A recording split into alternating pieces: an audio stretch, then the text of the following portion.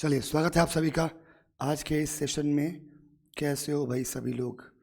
आ जाइए सारे बच्चे और आज के इस बेहतरीन सेशन का लुत्फ उठाइए। चलिए भाई, स्टार्ट किया जाए आज का सेशन। चलो स्टार्ट किया जाए। कैसे हो अंचित? दीपा मुखर्जी मैम नहीं पढ़ा रही हैं। हाँ मनीषा मैम नहीं पढ़ा रही हैं इस समय, सर पढ़ा रहे हैं। बहुत दिनों बाद आई हैं आप।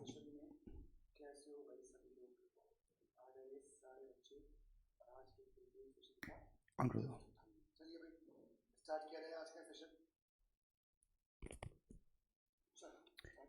चलो, कैसे हो अंकित? दीपा मुखर्जी मैम नहीं पढ़ा रही हैं। हाँ मनीषा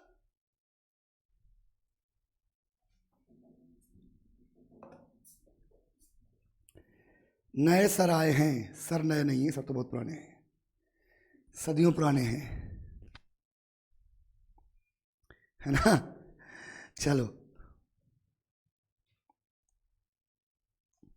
गुड इवनिंग पंकज सरोहा, श्रेयसी मुखर्जी, शालू प्रजापति, अंचित, एवरीवन। रिमोट।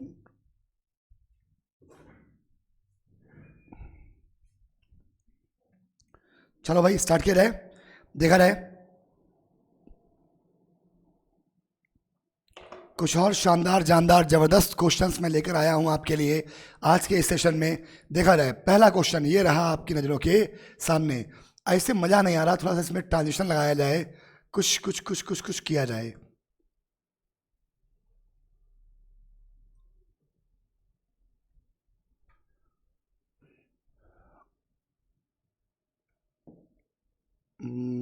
कैसे कैसे कैसे कैसे कैसे कैसे कैसे ये ठीक रहेगा। चलिए, ये रहा आईबीपीएस क्लर्क आपकी नज़रों के सामने। पहला question, the question of the day, एक बेहतरीन क्वेश्चन, बताएं इसका आंसर। देखें किसमें कितना है दम और कौन है आज की क्लास का बाजीराव सिंघम। कहता है, if he has not use the phone while driving the police wouldn't have find him. एक बेहतरीन क्वेश्चन का बेहतरीन आंसर, जल्दी से बताइए मेरे बच्चे, क्या होगा इस क्वेश्चन का आंसर?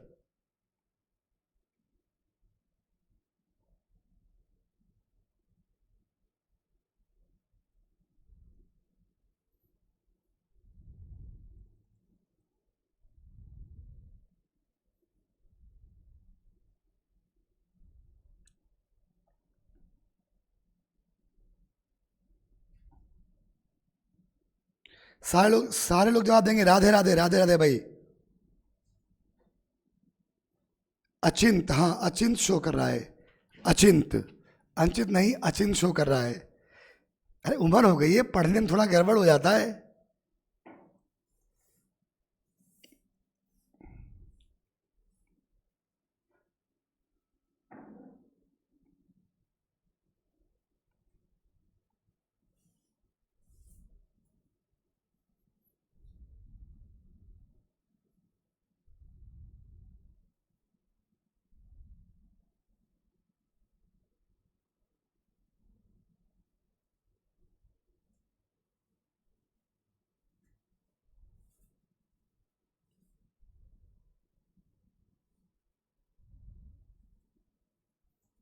बोलो, राधे राधे एवरीवन। क्वेश्चन का आंसर तो बोलिए भाई, खाली देखा रहे। कहता, if he has not use the phone while driving the police would not have find him. ये क्वेश्चन आप लोगों ने कई बार किया होगा, ऐसा क्वेश्चन कई बार आप लोगों ने पढ़ा होगा, ठीक है, कि यदि ऐसा होता तो वैसा हो जाता। आई थिंक ई, मनीषा कह रही कि ई होगा, बिल्कुल सही जवाब है बेटा आपका, है ना। मनीषा का जवाब बिल्कुल सही है। शालू राजपूत का जवाब है बी, और आपका जवाब भी बिल्कुल सही है।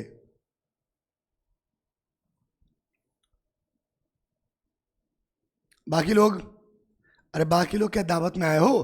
तुम लोग जल्दी जल्दी बोलते रहो answer.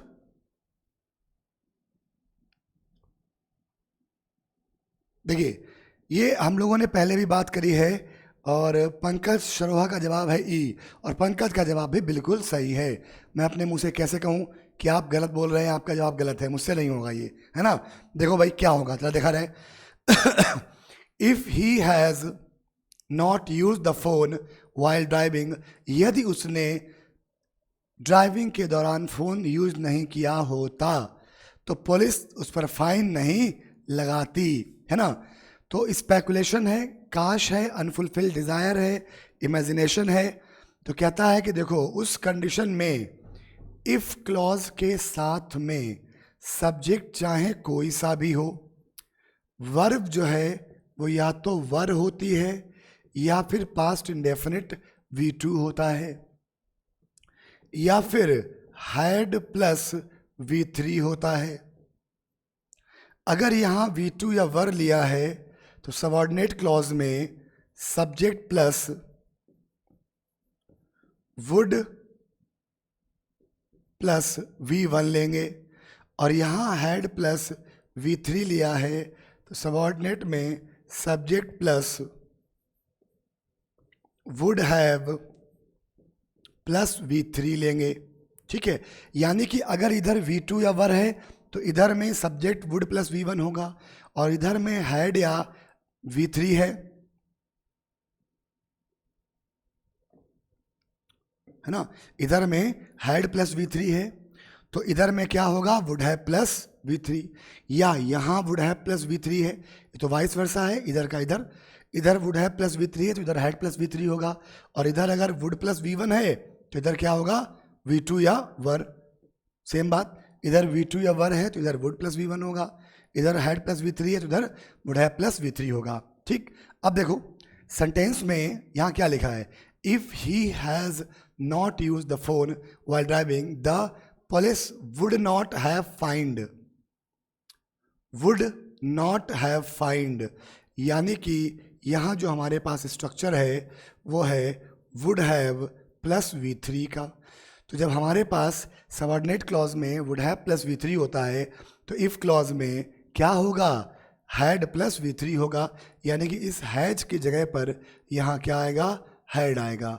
If he had not use the phone while driving the police would not have fined him, the police would not have fined him। Answer क्या हो जाएगा, ए। अचिंत, अलंकृता, राधे राधे, मनीषा, शालू, एवरीवन बताएं मेरी बात क्या सभी को क्लियर हुई?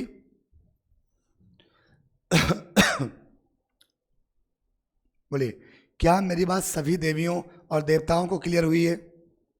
अगर कोई डाउट है तो बोलिए। क्या मेरी बात सभी देवियों और देवताओं को क्लियर है? अगर कोई डाउट है, कोई संदेह है तो पूछिए, बोलाओ। बा हो कौन doubt, clear Banu?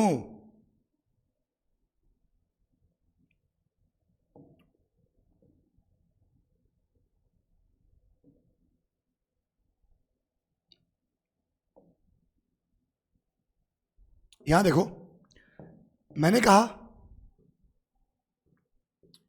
If you told me earlier I would have helped you, यदि तुमने मुझे पहले बता दिया होता तो मैं तुम्हारी मदद करता, यदि तुमने मुझे पहले बता दिया होता तो मैं तुम्हारी मदद करता। तो if you told me earlier I would have helped you, same question है, सही करो इसको,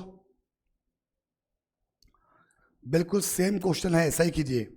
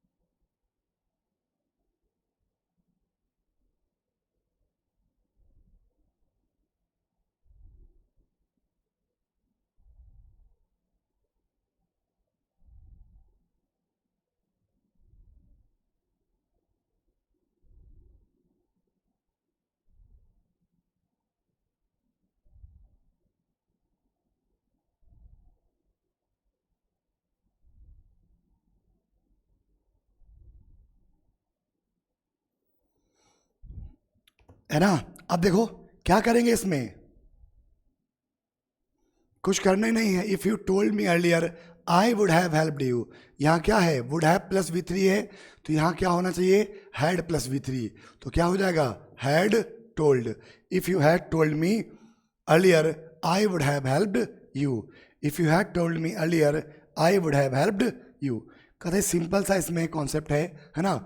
अगर यहाँ पर टोल्ड है तो यहाँ क्या हो सकता है,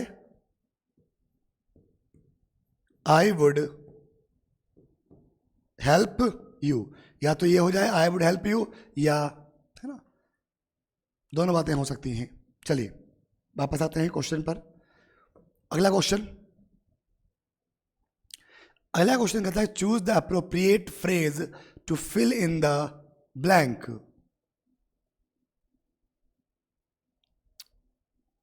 अगेन बढ़िया क्वेश्चन, बोलो बेटा आंसर, और आंसर जल्दी जल्दी बोला करो भाई। पंकज, मनीषा, श्रेयसी, अचिंत, अलंकृता,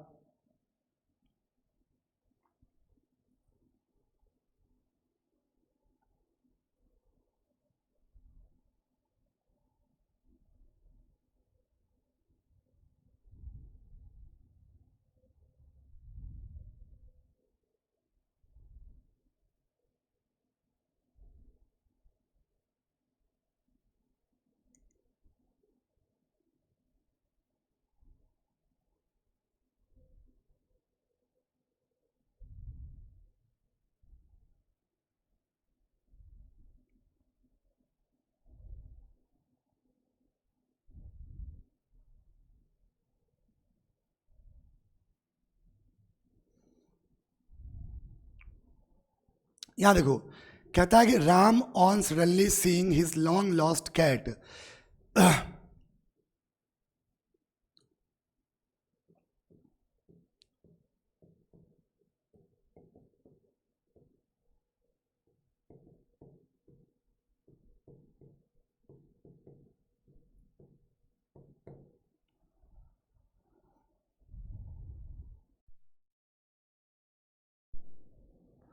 कहता है कि लंबे समय से खोई हुई बिल्ली को देखकर, लंबे समय से खोई हुई बिल्ली को देखकर राम क्या हो गया, अचानक से डैश करने लगा।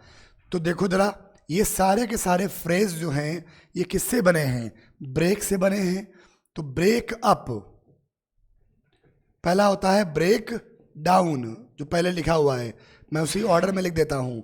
ब्रेक डाउन का दो मतलब होता है, एक मतलब होता है खराब हो जाना, और दूसरा मतलब होता है रोने लगना। तो जब व्यक्ति के लिए यूज करेंगे, जब पर्सन के लिए यूज करेंगे तो इसका मतलब रोना होगा, है ना। जैसे मैंने कहा कि मेरी कार रोड के बीचों बीच खराब हो गई, तो माई कार ब्रोक डाउन, है ना, माई कार ब्रोक डाउन। अच्छा देखो जरा मैं लिखता हूं यहां पे क्वेश्चन, आंसर बताना तुम लोग। मैंने कहा my car broke down in the centre of the road. यहां देखो my car broke down in the centre of the road, तो मेरी कार रोड के बीचों बीच क्या हुई, खराब हो गई। मेरी कार रोड के बीचों बीच क्या हो गई, खराब हो गई। इस सेंटेंस में कुछ गलत तो नहीं लिखा है, देख के बताओ जरा। इस सेंटेंस में कुछ गलत तो नहीं लिखा है, देख के बताओ।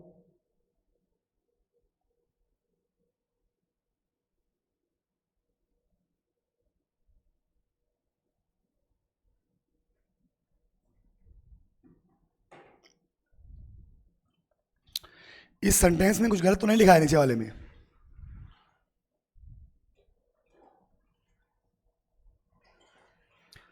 या पूरा सेंटेंस सही है, बोलिए सारे लोग।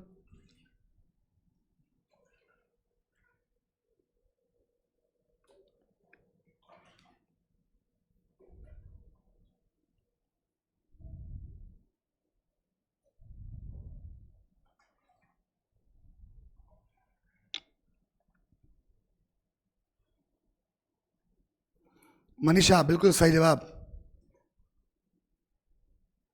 नहीं है।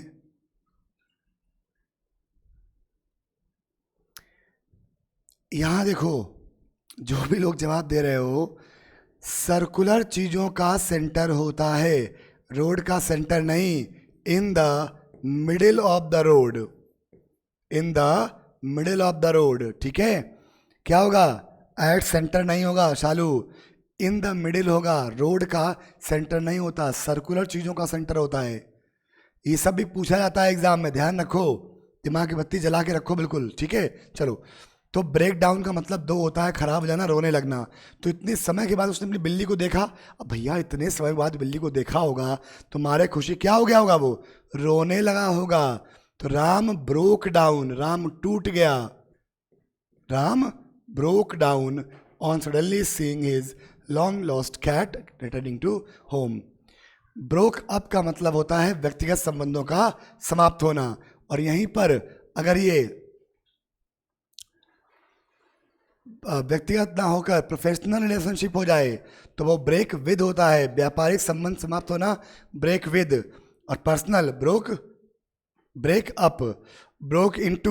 ब्रेक इनटू का मतलब होता है चोरी के मकसद से कहीं घुसना, दरवाजा तोड़कर जबरदस्ती कहीं घुसना, ठीक है। चलो अगला, कहता she stopped in the kitchen when she spotted the skillet of scrambled eggs and a pan of biscuits besides it.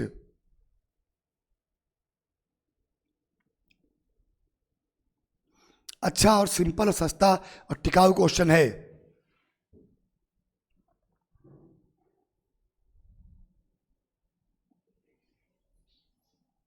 On कहां लगा हुआ है?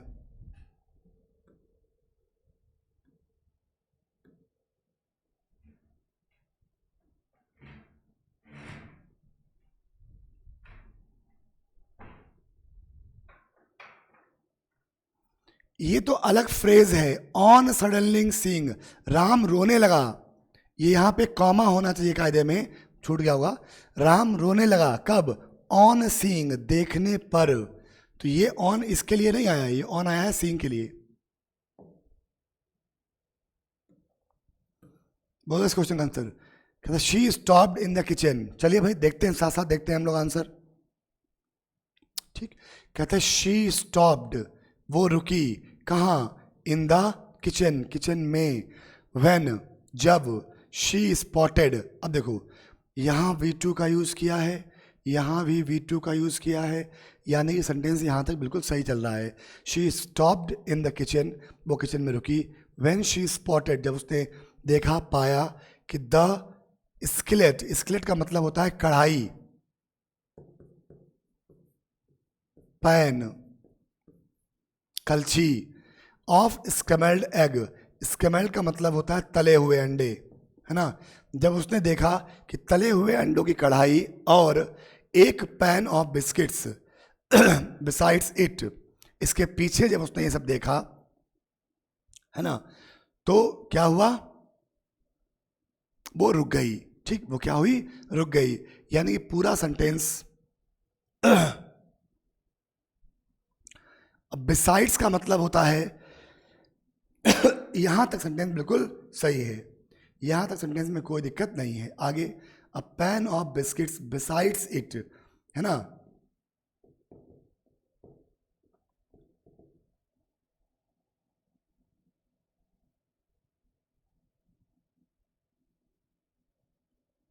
बोलिए अलंकृता, ई में क्या होगा?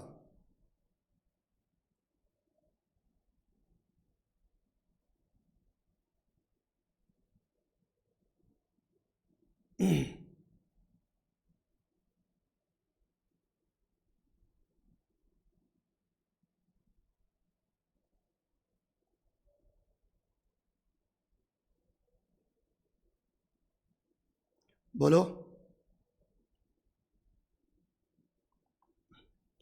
मैंने आंसर लिख दिया वैसे, आंसर मैंने लिख दिया है वैसे।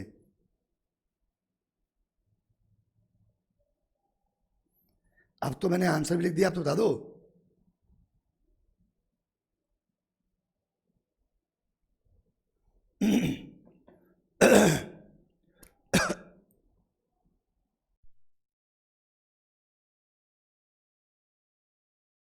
लिख दिया फिर भी नहीं बता रहे हो।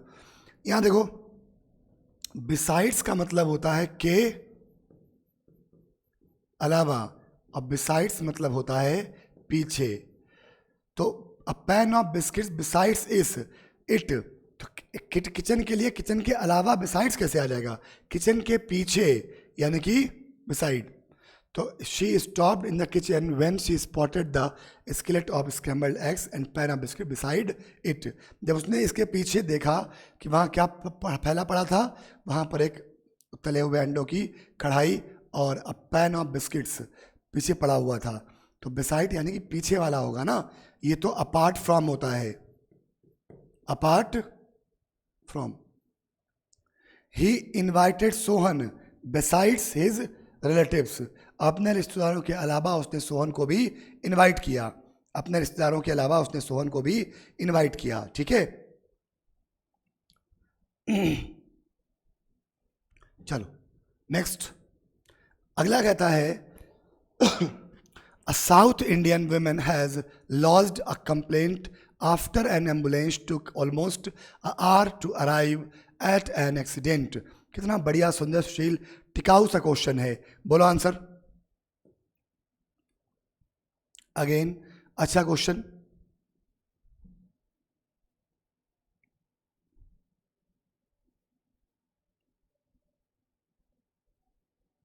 ठीक है, चलो यहां देखो, कहते हैं आ साउथ इंडियन वुमन, एक साउथ इंडियन महिला, सिंगुलर है इसलिए वर्ब भी सिंगुलर आई, हैज इसलिए वर्ब की थर्ड फॉर्म आई। ठीक है, कोई दिक्कत नहीं। A South Indian woman has lodged, क्या लॉज करी इसने? एक कंप्लेंट। ठीक है, अ कंप्लेंट कब? आफ्टर एन एम्बुलेंस, जब एक एम्बुलेंस, टुक ऑलमोस्ट, एम्बुलेंस ने लिया लगभग 1 घंटा। इसको प्रोनाउंशिएट क्या करते हैं? आर, तो आ प्रोनाउंसिएशन है इसलिए यहां आर्टिकल क्या आएगा? एन। आपको याद होगा कि आर्टिकल ए और एन का जो यूज है वो पूरी तरीके से डिपेंडेंट है किस पर? प्रोनाउंसिएशन पर। As you pronunciate the word so will be the article. तो took almost an hour to arrive at an accident, है ना। तो एक एक्सीडेंट पहुंचने में लगभग 1 घंटा लिया। ठीक है, तो यहां क्या हो जाएगा? एन आर हो जाएगा। अगला,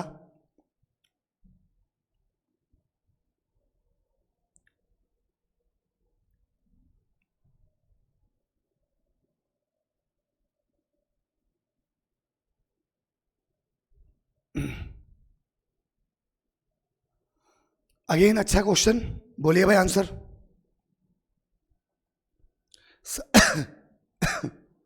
सारे लोग बोलिए।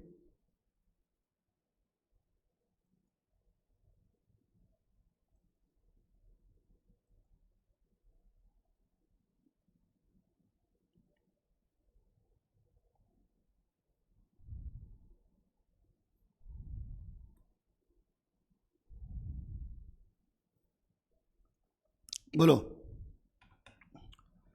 शालू प्रजापति, कुछ नहीं करना है, फिर से पढ़ो। goodness knows what he managed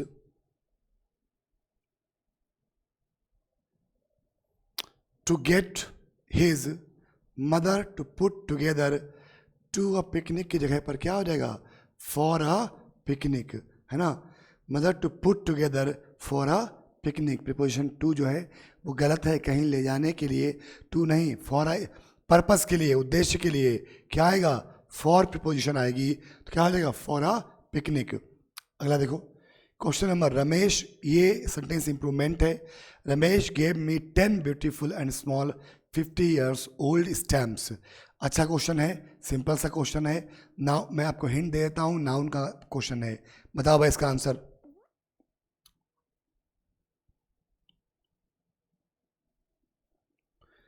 Manisha, वहां पर पुटिंग टुगेदर भी हो सकता है। To get his mother putting together for a picnic, यहां पर टू पुट इन्फिनिटिव और जीरेंट दोनों सही है, यहां फॉर आना चाहिए बस। बोलो, Ramesh gave me 10 beautiful and small 50 years old stamps. क्या लगता है क्या होगा इस क्वेश्चन का आंसर?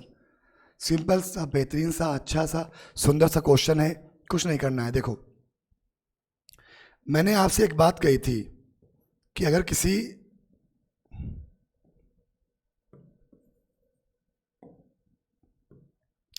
मैंने कहा था कि words expressing time, money, measurement, मैंने कहा था ऐसे वर्ड्स जो समय, पैसा या मेजरमेंट को दर्शाते हैं, अगर इनके पहले क्या आ जाए, न्यूमरल एडजेक्टिव आ जाए, अगर इनके पहले न्यूमरल एडजेक्टिव संख्या बताने वाला शब्द आ जाए और इनके बाद में नाउन आ जाए, इनके बाद में क्या आ जाए, नाउन आ जाए, तो ये remain in their original form, तो ये हमेशा अपनी ओरिजिनल फॉर्म में रहते हैं, है ना, ओरिजिनल फॉर्म में रहते हैं। ओरिजिनल फॉर्म कहने का मतलब, अब देखो, फिफ्थ ईयर एक ऐसा वर्ड है जो समय को बताता है, के पहले 50 न्यूमरल एडजेक्टिव है, के बाद में ओल्ड स्टैम्प्स क्या है, नाउन है, तो नाउन है यानी कि ये अपने ओरिजिनल फॉर्म में आएगा, तो क्या लिखेंगे, 50 year old stamps, 50 years old small and beautiful 10, 10 small and beautiful 50 years older, small and beautiful 10 50 years old. अच्छा, ऑप्शन कुछ गड़बड़ा गए हैं, कोई बात नहीं। Ramesh gave me 10 beautiful and small 50 year old stamps.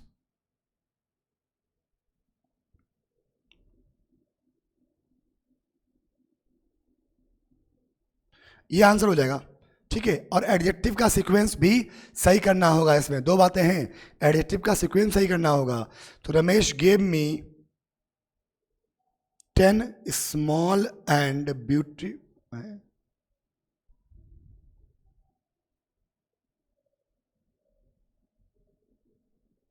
50 years older stamps, ये यहाँ पर जो 50 ईयर्स लिखा हुआ है ना, ये स्टैम्प होगा, इसके ऑप्शन में कुछ गड़बड़ है। रमेश गेव मी 10, ये होता है, चलो देखो जरा, सीक्वेंस जो होता है वो होता है क्यू ओसैस कॉम्प, क्यू ओसैस कॉम्प, ठीक है। पूरा मैं बता देता हूँ आपको। क्यू मतलब नंबर या क्वांटिटी, सबसे पहले क्या आएगा, 10, उसके बाद ओपिनियन ब्यूटीफुल, 10 ब्यूटीफुल, ये आपने पढ़ा होगा, 10 ब्यूटीफुल,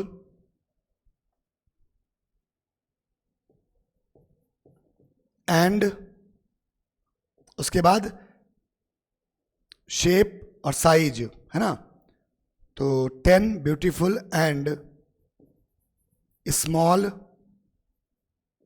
50 ईयर ओल्ड स्टैम्प्स, ये ऑप्शन होना चाहिए था। अगर ये option 10 beautiful and small 50 year old stamps, ये सही इसका आंसर होगा, ठीक है। ऑप्शन में कुछ ऐसा है नहीं, 10 ब्यूटीफुल, इसके ऑप्शन गलत टाइप हो गए, ठीक है। ये आंसर होगा 10 beautiful and small 50 years old stamps. Adjectives को लिखने का जो सीक्वेंस होता है उसको हम लोग बोलते हैं ओसैस कॉम्प, ठीक है। जैसे मैंने आपसे एक बात कही, यहाँ देखो, मैंने कहा I have a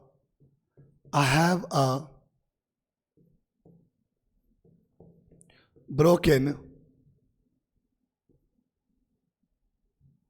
I have a brown broken wooden chair। उस सेंटेंस में दो बातें थी, एक तो एडजेक्टिव का सीक्वेंस और दूसरा नाउन का, ठीक। तो सीक्वेंस यही होता है ओसैस कॉम्प, सबसे पहले ओपिनियन, फिर ओसैस कॉम्प, ये एडजेक्टिव को लिखने का सीक्वेंस होता है। ओपिनियन, साइज, एज, शेप, ठीक है, कलर, ऑरिजिन, सॉरी कलर और ऑरिजिन और मटेरियल। तो सबसे पहले आएगा ब्रोकन, ब्रोकन क्या है, ओपिनियन है। कलर और मटेरियल में पहले क्या है, कलर, तो क्या होगा, ब्रोकन, ब्राउन, उसके बाद वुडन। वुडन चेयर, ठीक। I have a broken brown wooden chair, ये एडजेक्टिव्स को लिखने का सीक्वेंस होता है, ध्यान रखेंगे।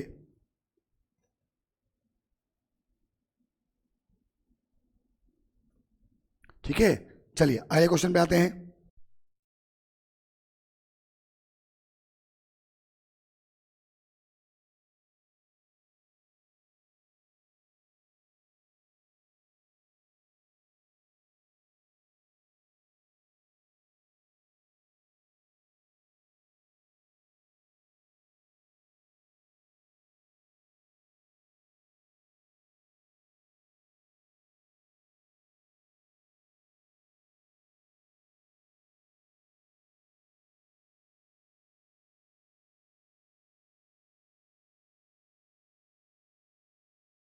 अगला देखिए, कहता है me and my friends are going for shopping.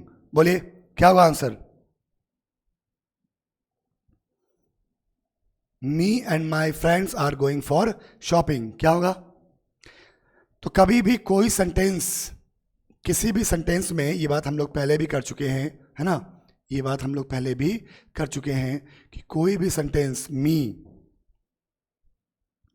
कोई भी सेंटेंस जो है वो ऑब्जेक्टिव केस से, भाई मी क्या है? ऑब्जेक्टिव केस का प्रोनाउन है, आई, मी, माई सेल्फ। तो ऑब्जेक्टिव केस या रिफ्लेक्सिव प्रोनाउन से कभी भी सेंटेंस शुरू नहीं होता। रिफ्लेक्सिव प्रोनाउन या ऑब्जेक्टिव केस किसी सेंटेंस को कभी भी शुरू स्टार्ट नहीं कर सकता है। जैसे मैंने कहा माई सेल्फ विकास कुमार चट्टोपाध्याय, सही है गलत? तो 100% गलत। कोई सेंटेंस माई सेल्फ से कभी भी शुरू नहीं हो सकता। क्यों भाई? है ना, we can not begin a sentence with an objective case और अ रिफ्लेक्सिव प्रोनाउन। कोई भी सेंटेंस रिफ्लेक्सिव प्रोनाउन से या उससे शुरू नहीं होता। वर्ब से पहले हमेशा सब्जेक्टिव केस आता है और मी का सब्जेक्टिव होता है I. I and my friends are going for shopping. यहां पर भी ऑप्शंस में दो बातें हैं, ठीक है। एक तो ये है I and my friends and I, दोनों हो सकते हैं, लेकिन दोनों में से चुनाव कैसे करेंगे? दोनों में से अगर हमको चुनना होगा तो मेरे बच्चे कैसे चुनेंगे? तो याद कीजिए, प्रोनाउंस का ऑर्डर आपको बताया होगा। क्या बताया था? 2 3 1, 1 2 3, 2 3 1 1 2 3, 2 3 1 1 2 3, 1 2 3 2 3 1, ठीक। तो एक बात तो क्लियर है कि भाई कोई सेंटेंस जो है वो मी से शुरू नहीं होगा। ये शहीद हो गया, ये भी शहीद हो गया, बचा क्या? ये और ये। इन दोनों में से आंसर क्या होगा? आई एंड माई फ्रेंड्स। अलंकृता बता रही है आई एंड माई फ्रेंड्स, सी सही होगा, बिल्कुल सही जवाब है आपका। ऐसा आपको लगता है? पंकज का भी कहना है सी होगा, मनीषा शर्मा का भी कहना है सी होगा, है ना। यहां देखो, जब ऑर्डर की बात, अब दूसरी बात सीखो, कहता है कि प्रोनाउंस जब अच्छी बात हो, नॉर्मल बात हो, सामान्य बात हो, आम बात कही गई हो, प्रोनाउंस को लिखने का जो क्रम है वो क्या होता है? 2 3 1 होता है। क्या होता है? 2 3 1 होता है। सबसे पहले सेकेंड पर्सन, फिर थर्ड पर्सन और फिर फर्स्ट पर्सन। तो भैया इसमें माई फ्रेंड्स थर्ड पर्सन है और आई ये फर्स्ट पर्सन है। तो फर्स्ट और 3 में पहले क्या आएगा? 3 1, सीक्वेंस क्या होगा? 3 1, ना कि 1 3। तो पहले माई फ्रेंड्स और फिर आई। तो आंसर क्या होगा? माई friends and I R going for shopping. My friends and I R going for shopping. समझे? ये प्रोनाउंस को लिखने का ऑर्डर या सीक्वेंस होता है और ये हमेशा सेम रहता है, चेंज नहीं होता कभी भी।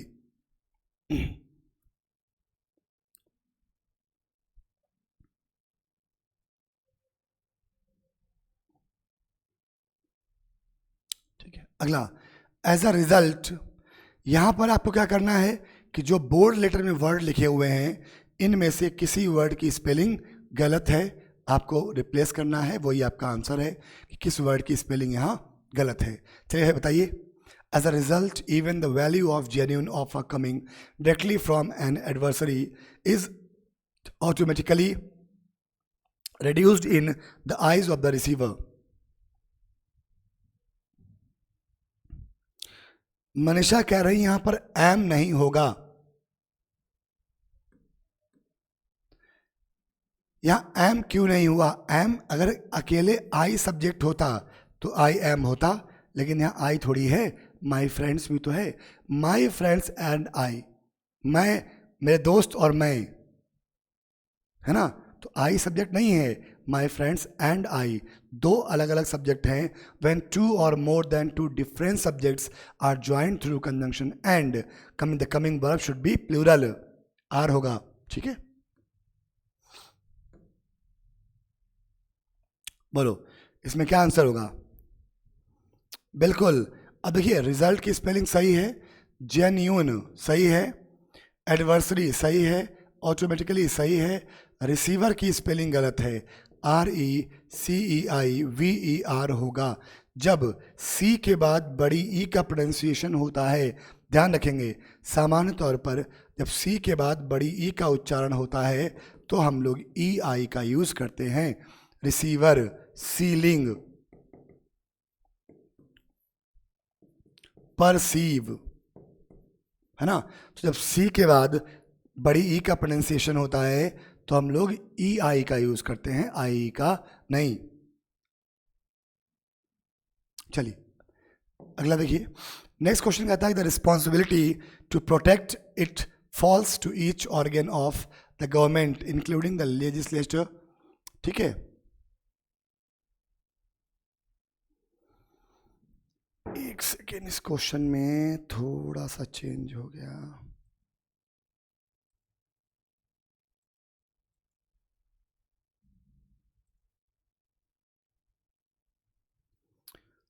अंडरलाइंड है इसमें रिस्पॉन्सिबिलिटी, गवर्नमेंट, लेजिस्लेचर और एग्जीक्यूटिव, ये 5 वर्ड हैं जो अंडरलाइंड हैं। You have to replace the grammatically misspelled word out of which one word is misspelled. बोलिए कौन सा वर्ड है जिसकी स्पेलिंग गलत है? रेस्पॉन्सिबिलिटी, RESPONSIBILITY सही है। गवर्नमेंट, GOVERNMENT सही है। एग्जीक्यूटिव, EXECUTIVE सही है। प्रोटेक्ट, PROTECT सही है। Legislator, LEGIST legislature.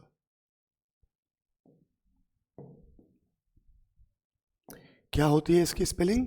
LEGISLATURE, legislature, है ना? क्या होती है? LEGIS,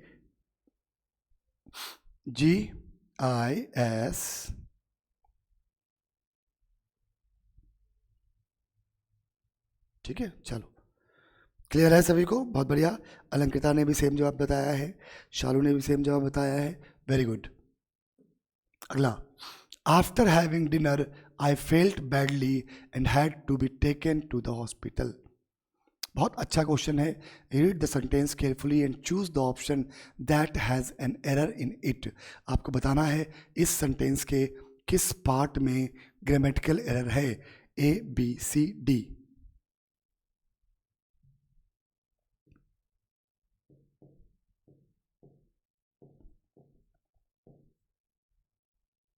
बोलो, बोलिए भाई सभी लोग आंसर। देखिए मैं हर दिन आपके लिए बेहतर बेहतर क्वेश्चन लेके आता हूं। बिल्कुल सही जवाब क्या है? After having dinner I felt badly, like badly, है ना? I felt bad. जैसे फास्ट का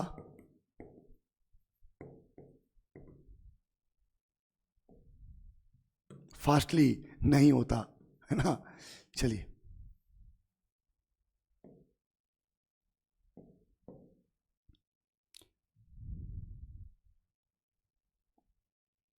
after having dinner I felt bad, मैंने बुरा महसूस किया।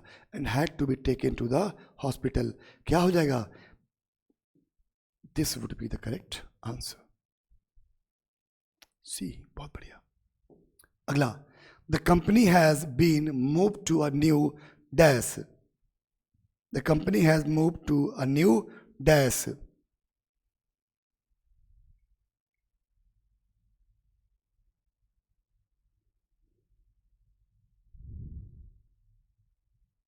बोलो आंसर।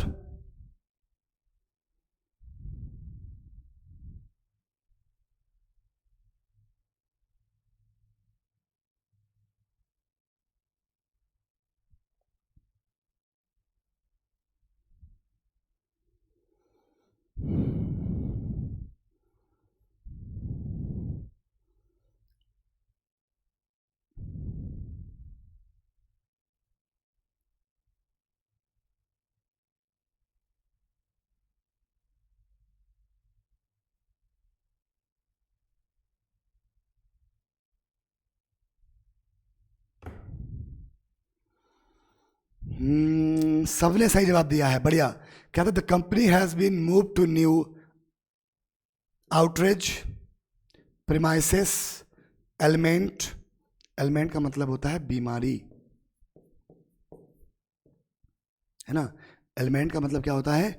बीमारी। तो कहता है कि कंपनी जो है अपने कहाँ चली गई? बीमारी में चली गई। ऐसा नहीं होगा ना, ठीक है। आउटरेज आप जानते ही हैं, कई बार पढ़ा होगा आपने, उल्लंघन, वायलेशन, ठीक।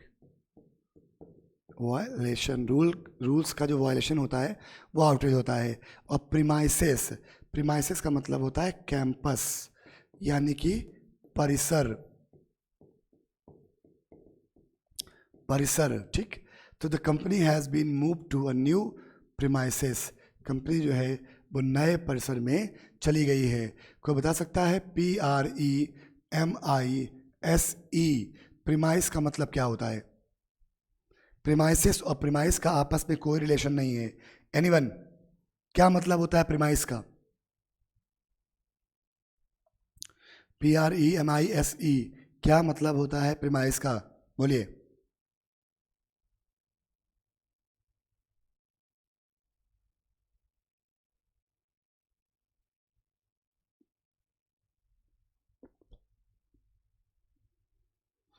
और बैंकिंग के जो बच्चे बाद में क्लास देखते हैं, हम समझ सकते हैं टाइम थोड़ा सा ऑड है। इस टाइम पर किसी भी क्लास में बच्चे बहुत ज़्यादा नहीं आते हैं, क्योंकि इवनिंग समय होता है ना।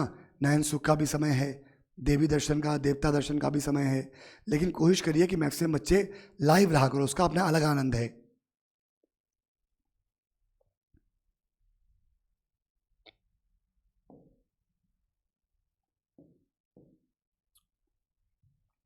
बोलो।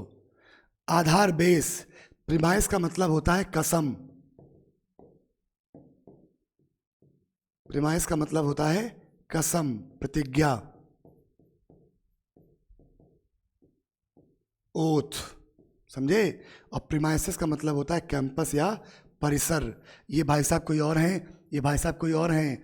गलती से दोनों की शक्ल एक जैसी है, गलती से दोनों की शक्ल एक जैसी है।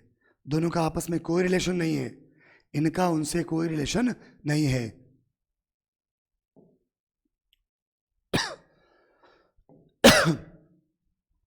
बहुत सारे इस टाइप के और भी वर्ड्स हैं, मैं लिख देता हूं सारे वर्ड्स। यहां देखो, जैसे मैंने कहा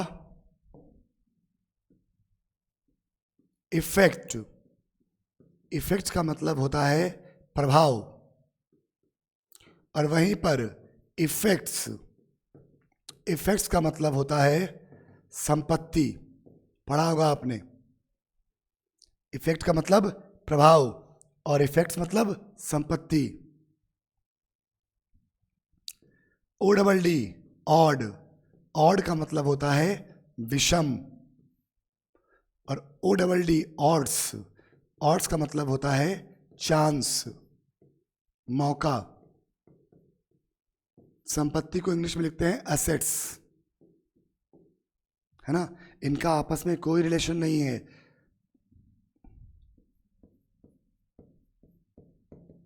पार्टिकुलर, इसका मतलब होता है व्यक्तिगत। पार्टिकुलर्स, इसका मतलब होता है डिटेल्स, यानी किसी चीज का ब्यौरा। ये भाई साहब कोई और हैं, ये भाई साहब कोई और हैं। एयर, एयर का मतलब होता है हवा, वहीं पर एयर्स, एयर्स का मतलब होता है घमंड। दोनों आपस में कहीं से भी रिलेट नहीं कर रहे हैं। लेटर, लेटर्स, है ना। पत्र, अल्फाबेट्स, दोनों बिल्कुल अलग अलग वर्ड्स हैं, ठीक है। तो इस तरीके से भी अलग अलग वर्ड्स होते हैं, आपने कई बार पहले भी देखा होगा, कई बार क्या पहले भी सॉल्व किए होंगे इस टाइप क्वेश्चन, ठीक। तो मेरी बात समझने में किसी को कहीं कोई दिक्कत है, कोई डाउट है, कुछ समझ में ना आया हो तो पूछिए। एनीवन, बोलिए। मनीषा, अलंकृता, अचिंत, कहीं बच्चे जरा सा भी संदेह हो, निसंदेह पूछिए, मेरी बात समझने में कहीं भी दिक्कत हो तुरंत पूछिए।